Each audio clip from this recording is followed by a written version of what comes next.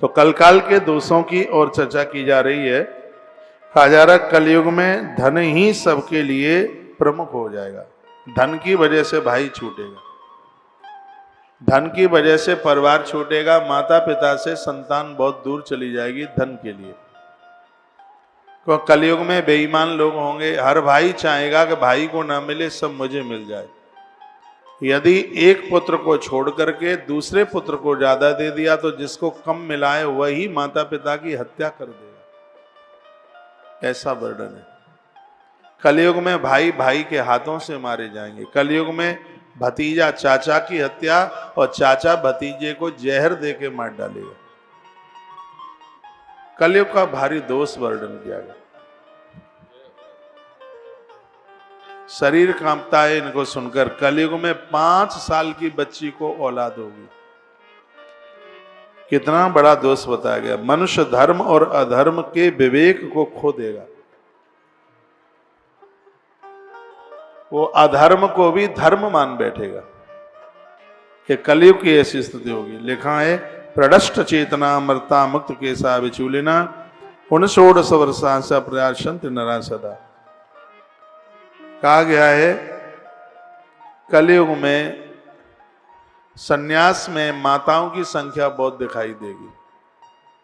16 वर्ष से कम अवस्था में मनुष्य भी सदा संतान उत्पादन करने वाले हो जाएंगे। कलयुग में जनपद के लोग अन्न बेचेंगे, चौराहों पर भोजन मिलेगा जो कि और युगों में नहीं मिलता था। राशन बेचने का दोष नहीं है, लेकिन पका हुआ अन्न बेचने का भारी दोष बताया ग्रंथों, और हर ग्रंथ में बताया। पहले यदि आपको ध्यान हो, मेले ठेले में जाते थे तो घर से सामान बना के लेके जाते थे।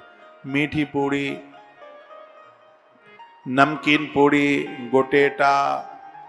गोटेटा खाया आपने, गूजा, गुजिया, चावल का एक बनता है हिस्सा, और भी चीजें ये घर से बना के, खोए के लडुआ, ये सब चीजें घर से बना के लोग मेले ठेलों में लेके जाते थे। इसलिए क्योंकि उस जमाने में अन्न को बेचना बहुत ज्यादा अशुभ माना गया था।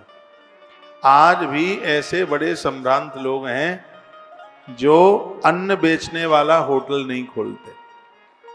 तुलसीवन आश्रम में अन्न का पैसा क्यों नहीं लगता? नहीं तो इसी वृंदावन में बहुत आश्रम में 20 रुपए में चाय मिलती है। हाँ, 200-250 रुपए में भोजन की थाली मिलती है।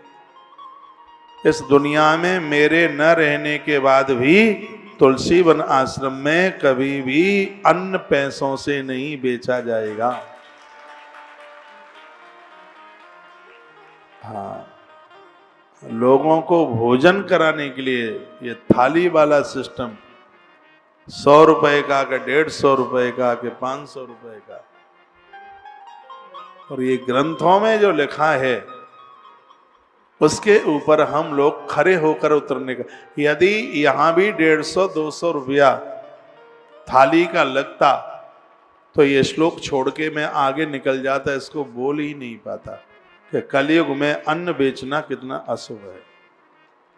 और बहुत दुनिया भर के व्यापार हैं। यदि आपका बेटा चपाती दाल वाला होटल खोलने की तैयारी में है तो वो कुछ और कर ले तो ठीक है ज्यादा।